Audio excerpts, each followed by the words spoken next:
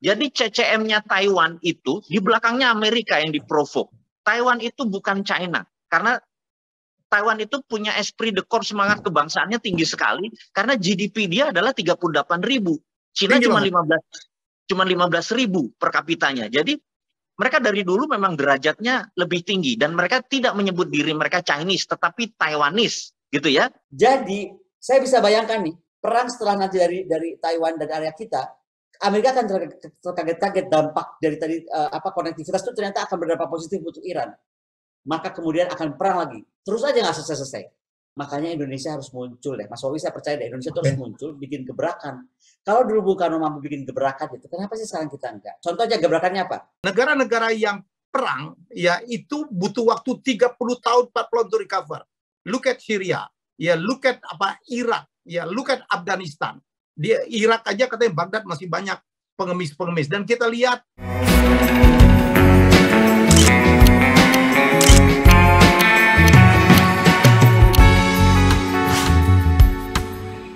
ya, kita jumpa lagi dalam acara kita ya, kontradiksi dan saya lagi lupa nih judul saya sendiri nih. Dan konspirasi, kon-kon. Itu dari Ibu Koni. Kita punya double Koni sekarang ya. Masih bersama saya dari Bangkok dan juga Mas Wawi dan Dr. Koni Rakunidi Bakri ada di Bali ya. Jadi ini kita nyambung yang kemarin, masih seru karena mantan wakil presiden Taiwan ya, kita masih bicara tentang bagaimana kalau Taiwan di Ukrainakan ya. Ini mantan wakil presiden Taiwan betul-betul insist menekankan agar presiden Taiwan atau Taiwan jangan mau menjadi seperti Zelensky. Zelensky memang untuk Barat kayak hero, padahal dia menambah utang negaranya banyak banget. Dan kemudian dia lupa, perang itu terjadinya di Ukraina, yang hancur itu Ukraina. Ya Rusia itu sekarang walaupun mereka ada persoalan juga, tapi mereka dalam posisi yang tidak kalah. Bagaimana, apa mungkin Mas Woyi dulu silakan. Jadi rule of conduct atau hukum dari perang di sebuah negara itu adalah battleground-nya nggak boleh di negaranya sendiri. Amerika itu mungkin dalam 70 tahun ada mungkin lebih dari 20 perang yang dia lakukannya, mulai dari menyerang Libya dan lain sebagainya. Tidak pernah ada satu di battleground-nya di negara Amerika. Dan kita tahu negara-negara besar itu penting sekali untuk melakukan perang tidak di negaranya. Nah, kembali ke urusan Rusia, Rusia pun tidak mau battleground-nya ada di Rusia. Begitu NATO setiap tahun sejak Uni Soviet pecah, itu mengambil satu wilayahnya sampai akhirnya tinggal Finlandia dan Ukraina yang nempel sama Rusia, yang tinggal sekejap diambil NATO. Nah, begitu sudah diambil NATO, yang terjadi adalah pagernya, buffer country-nya Rusia nggak ada, tinggal Belarusia. Nah, karena itu by all means bagi Rusia itu fardu ain untuk masuk ke Ukraina supaya battleground-nya jangan sampai di Rusia, gitu ya.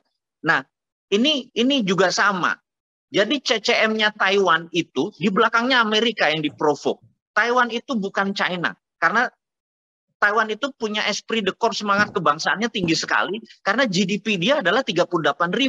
Cina cuma 15.000 per kapitanya. Jadi mereka dari dulu memang derajatnya lebih tinggi dan mereka tidak menyebut diri mereka Chinese tetapi Taiwanese, gitu ya. Mereka punya semangat kebangsaan. Nah, ada yang menarik dalam review survei di tahun 2021 kemarin, ini baru-baru aja terjadi, bahwa ternyata hanya 2,5% yang tidak setuju Taiwan merdeka. Hanya 2,5%. Yang 78% itu setuju Taiwan merdeka. Sisanya abstain, gitu ya. Nah, kata-kata Taiwan ingin merdeka ini itu nation threat buat Tiongkok, gitu ya. Nah, ini yang kita Indonesia harus melihat ini sebagai sebuah kewaspadaan, karena kalau terjadi apa-apa di utara Indonesia itu berimpact ke Indonesia. Lalu kenapa mendadak Taiwan nasionalismenya menjadi semakin tinggi? Karena dia punya national anthem, dia punya lagu kebangsaan, dia punya bendera, dia punya mata uang, dia punya kedaulatan, sovereignty, yang belum adalah mendeklar merdeka. ternyata sewaktu kita review lebih dalam lagi di Kementerian Pertahanan, di Intelijen Pertahanan, Defense Intelligence Agency itu menarik. Taiwan itu sebagai negara nasionalis, dia pengen Cina daratan menjadi nasionalis. Jadi Amerika tuh ini seperti saya bilang sejak 2017-2018, perang itu sebenarnya antara Amerika dengan Tiongkok adalah perang ideologi. Perang ideologi itu yang satu komunis, yang satu demokrasi. Taiwan itu ada negara demokrasi. Di belakangnya ini Amerika. Jadi sebenarnya dia lah ingin mencaplok Tiongkok. Cuman strategi mereka tidak sekali lagi menggunakan military war. Mereka menggunakan ideologi warfare. Nah, ini Dr. Koni bisa menceritakan bedanya ideologi warfare dengan military warfare nih. Dan terutama Dr. Koni pernah lama di Taiwan. Silakan, Bu. Betul.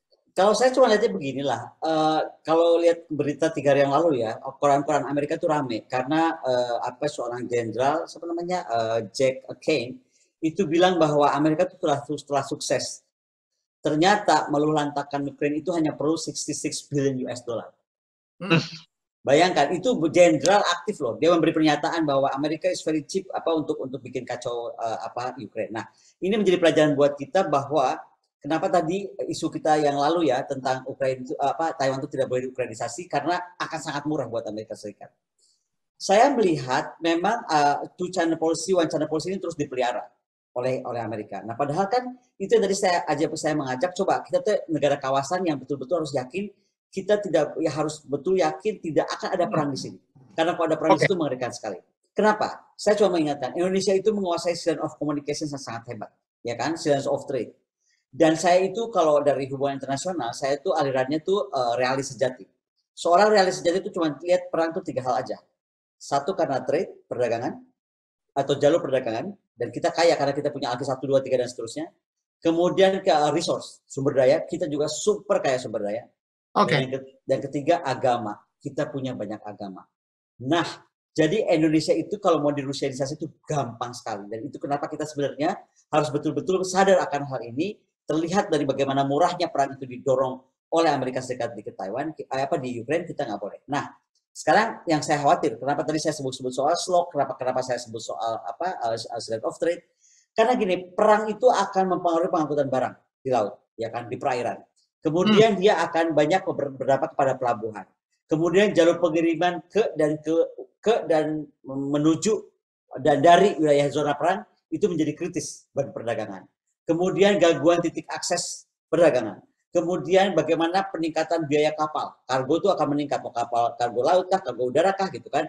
Bagaimana, kenapa? Karena bisa saja terdampak adalah kondisi sarana prasarana pelabuhan dan bandara. Dan itu akhirnya mendorong semua transportasi akan terdampak, dan yang paling penting semua dampak terlangsung pengiriman. Patut dicatat Indonesia ini belum mandiri dalam industri pertahanan. Termasuk juga dalam industri civilians. Mandiri yang bisa dirubah jadi industri pertahanan, tapi kita lagi bicara industri pertahanan benar ya. Karena negara kita nggak mandiri secara industri pertahanan, apa yang terjadi? Apapun yang mau dipesan oleh Pak Prabowo, berapapun itu, belum tentu bisa datang barangnya. Nah, kenapa itu menjadi sangat penting untuk kita betul-betul sekarang melihat bagaimana negara ini harus berdikari ya. Bahasa Bung Karno itu dulu berdikari, berdiri di atas kaki sendiri. Yes. Nah, kedua, kita lihat konektivitas. Kita semua kayak dicekoki orang BRI. Tahu nggak nih, dengan ada dampak Ukraina aja, sebenarnya bukan cuman BRI isu yang menjadi perhatian kita. Tahu nggak kalau sekarang ini perang berkelanjutan, maka sebenarnya ada the European Union Global Gateway itu akan jalan. Kemudian bagaimana the G7 Build Back the World, ya kan? Build backward, aku lupa bahasanya apa. Terus Japan Quality Infrastructure itu akan tumbuh. Kemudian tentang EU, jalur itu. Yang ini saya bilang cuma satu. Kalau ini semua terjadi di koridor-koridor itu, koridor INSTC, koridor tadi yang saya sebutkan, siapa coba akan paling mengambil keuntungan dan paling heboh, paling akan maju? Iran. Indonesia. Enggak, Indonesia ya, kalau kita care. Tapi kalau ini kita sekarang dalam waktu cepat, Iran itu akan menjadi sedemikian besar. Jadi, saya bisa bayangkan nih, perang setelah nanti dari Taiwan dan area kita, Amerika akan terkaget-kaget dampak dari tadi konektivitas itu ternyata akan berdampak positif untuk Iran. Maka kemudian akan perang lagi. Terus aja nggak selesai-selesai. Makanya Indonesia harus muncul deh. Mas Wowi, saya percaya deh Indonesia itu harus muncul, bikin gebrakan. Kalau dulu Bung Karno mampu bikin gebrakan itu, kenapa sih sekarang kita enggak? Contoh aja gebrakannya apa? Pak Helmi, kalau supaya mengurangi perang ini nggak terjadi, Ukrainisasi nggak terjadi. Kita kembali ke Konferensi Asia Afrika, lihat lagi Dasar-Sila Bandung, Piagam Dasar-Sila Bandung. Di situ Presiden Soekarno menyatakan, hapus semua fakta pertahanan dari muka bumi karena ini yang makin kacau. Nah, itu yang mesti dibuat oleh Presiden 2024. Kalau itu bisa, keren banget. Kita tunggu ya janjinya calon-calon leader yang akan dicalonkan. Itu yang kita tunggu. Ya, saya pikir itu karena sekarang saya udah pernah ngomong dengan Mas Wowi, ya, apa ini seliweran gitu, calon capres cawapres programnya mana? Ya, sekarang cuman cuman showcasing doang gitu. Jadi programnya terus yang paham geopolitik gitu ya, ngomongnya soal geopolitik deh. Ada ini terus mesti apa, kan keren ya. Apa kita bikin ini, Mas Wowi? Kan banyak tuh partai bikin pelatihan untuk para elit politik. Apa kita R66 bikin pelatihan untuk para calon presiden? Saya pikir kita dengan sangat bahagia ya kalau kita uji satu persatu ya siapa yang mau calonkan diri jadi pemimpin negeri ini ke depan. Ayo kita diskusi, bukan kita uji lah ya, kita diskusi apa persepsi mereka, visi misi mereka tentang geopolitik Indonesia, karena itu penting. Setuju nggak Mas Wowi? Setuju banget. Contoh untuk Menteri Pertahanan Mas Wowi, kita harus tanya, misalnya dia kapan mau membangun brown water navy kita, atau blue water atau green water gitu, atau kalau memang nggak mau ikutan gitu, coba lihat Cina itu membangun distance sea defense. Jadi dia tuh berpikir apa nih harus dilakukan oleh angkatan lautnya di distance sea defense, lalu angkatan udaranya mesti apa mengikuti angkatan laut. Itu kan keren banget. Tahu nggak yang aku sakit hati Mas Wowi? Kita ini bikin KFX KIX nggak selesai, nggak terbang tuh pesawat. Namanya diganti-ganti dulu. Cina bikin G20 itu G20, Chengdu.